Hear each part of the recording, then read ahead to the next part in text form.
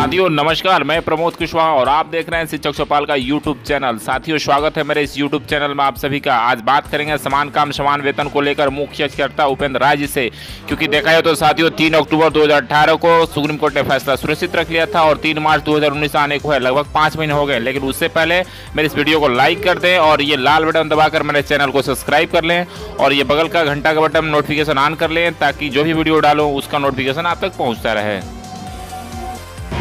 समान काम समान वेतन को लेकर 3 अक्टूबर 2018 को सुप्रीम कोर्ट ने फैसला को सुरक्षित रख लिया और 3 मार्च 2019 आने को है। देखा जाए तो 5 माह हो गए। इसको लेकर हम बात करेंगे आज मुख्य चर्चा उपेंद्र राय जी से और जानने की कोशिश करेंगे कि क्यों हो रही है देरी।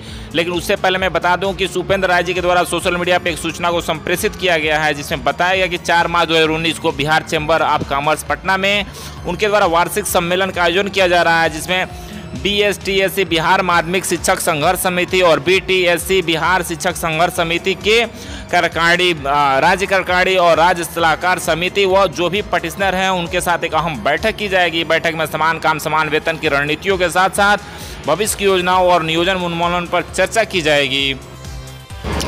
तो साथियों उपेंद्र राय जी शुरू से ही नियोजन उन्मूलन के प्रति प्रतिबद्ध रहे हैं, तो आइए संपर्क करते हैं उनसे और जानने की कोशिश करते हैं कि 4 मार्च 2019 को समान काम समान वेतन को लेकर के उनकी क्या भावी रणनीति है, साथ ही साथ डिसीजन आने की क्या संभावनाएं बन रही है।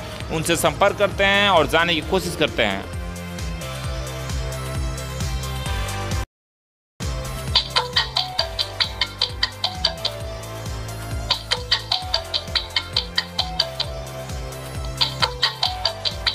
हाँ सर, उपेंद्र सर बोल रहे हैं? जी सर। जी सर नमस्ते सर, प्रमोद कुशवाहा सर बोल रहे हैं शिक्षक चौपाल से। जी नमस्कार प्रमोद जी। जी सर ये पूछना ही है सर, डिसीजन आने की क्या संभावना है? देखा जाए तो 3 अक्टूबर 2018 को सुप्रीम कोर्ट ने फैसला को सुरक्षित रख लिया और ये 3 मार्च 2019 आने को है, तो लगभग देखा जाए तो सर 5 महीना हो गया। तो इस पर कोई कानूनी प्रावधान नहीं है सर, और कब तक आएगा सर, थोड़ा बताते हैं। निश्चित रूप से प्रमोद जी 3 अक्टूबर को जजमेंट रिजर्व हुआ था और 3 मार्च को 5 महीना हो रहा है। और एक यदि देखा जाए तो सामान्य स्तर से, सामान्य में जो अब लगभग 2 महीना 3 महीना में जजमेंट आ जाता है, तो एक लीक से हट के अधिक समय इस जजमेंट में लिया जा रहा है माननीय न्यायाधीश द्वारा। तो इसमें जो विभिन्न प्रकार की संभावनाएं थी कि जैसे अवकाश के बाद होता है, तो विभिन्न प्रकार का अवकाश भी आया।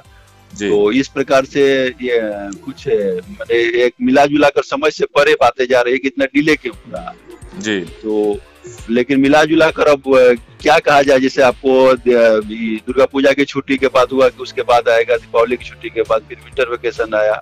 अब अभी हम कल अपने सुप्रीम कोर्ट के ओर डॉक्टर राजीव रंजन द्विवेदी जी से बात कर रहे थे, तो वो बोल रहे थे कि संभावना है कि होली की छुट्टी हो रही है एक सप्ताह। आपको 16 मार्च से लेकर 24 मार्च तक होली में बंद है, तो मैं भी होली के वेकेशन के बाद मार्च के लास्ट वीक में दे। तो इस प्रकार की संभावनाएं निरंतर जब से जजमेंट रिजर्व हुआ है तब से आ रही है, लेकिन फिर भी कुछ कहा नहीं जा सकता है कि क्या होगा नहीं होगा। अब इसमें किसी प्रकार की हम लोगों की कोई संभावना, किसी भी एक्सपर्ट की संभावना इस पर काम नहीं करती हुई नजर आ रही है। जी। तो सर ऐसा कुछ नहीं है कि सर इसको मतलब रीपटिशन डाला जा सके, ऐसा कोई व्यवस्था नहीं है? हाँ सर, जजमेंट के लिए मेंशन किया जाता है और मेंशन क्या होता है कि जज को याद दिलाया जाता है कि भाई आपके यहाँ रिजर्व है, उसको आप दीजिए। लेकिन यहाँ पर मैं बता दूं प्रमोद जी की ऐसी बात होती है कि ऑलरेडी यदि जजमेंट पर काम हो रहा हो और आप मेंशन कीजिए कि हमें जल्दी चाहिए, तो वहाँ जज के इन्वाइट होने का डर रहता है। तो इसलिए जनरली लोग कोई माने रिजर्व जजमेंट में मेंशन नहीं किया जाता है तब तक कि जब तक बहुत अधिक समय नहीं हो जाए।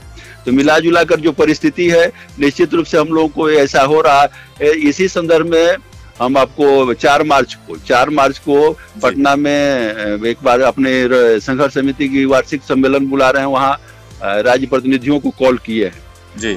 और उन लोगों से विचार विमर्श हम करेंगे कि आगे संघर्ष समिति इसमें क्या कर सकती है, नहीं कर सकती है।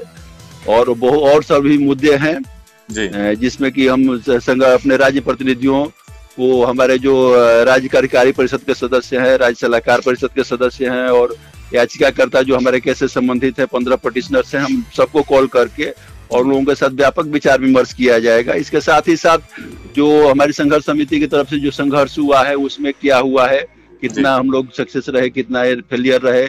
इसके अलावा ये भी प्रमोद जी मैं आपको बता दूं कि उस संदर्भ में जो वार्षिक आय व्यय का प्रतिवेदन है वो भी प्रस्तुत किया जाएगा। जी जी।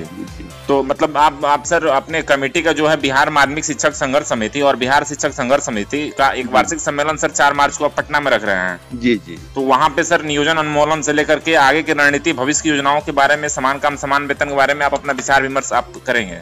हाँ, अपने संघर्ष समिति के प्रतिनिधियों के साथ मैं करूंगा और ये आपके चैनल के माध्यम से मैं सबको ये एक प्रार्थना पत्र भी संप्रेषित करना चाहता हूँ कि जो हमारी आवाज सुन रहे हैं, हमारे राज्य प्रतिनिधि, राज्य कार्यकारी परिषद के सदस्य, राज्य सलाहकार परिषद के सदस्य और याचिकाकर्ता समूह के जो सदस्य हैं, उनको 1 by 1 को हम रिक्वेस्ट भी भेजेंगे, कॉल करेंगे।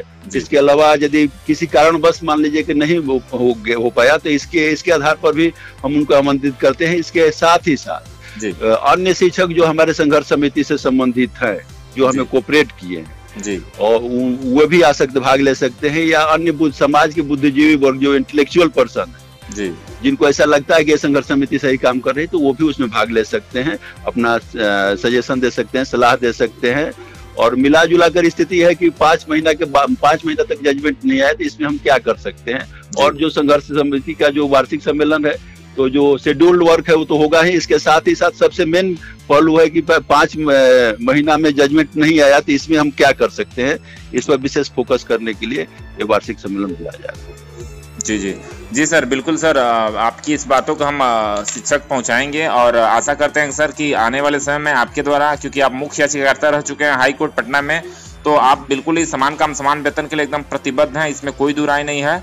और समय देने के लिए आपको बहुत बहुत धन्यवाद सर। और आगे भी हमारे चैनल पर समय थोड़ा दे करके आम शिक्षकों को सर इस बातों से रूबरू कराने की कोशिश करते रहेंगे, ऐसी आशा हम करते हैं सर। ओके, धन्यवाद। जी सर, ठीक है सर, नमस्ते सर।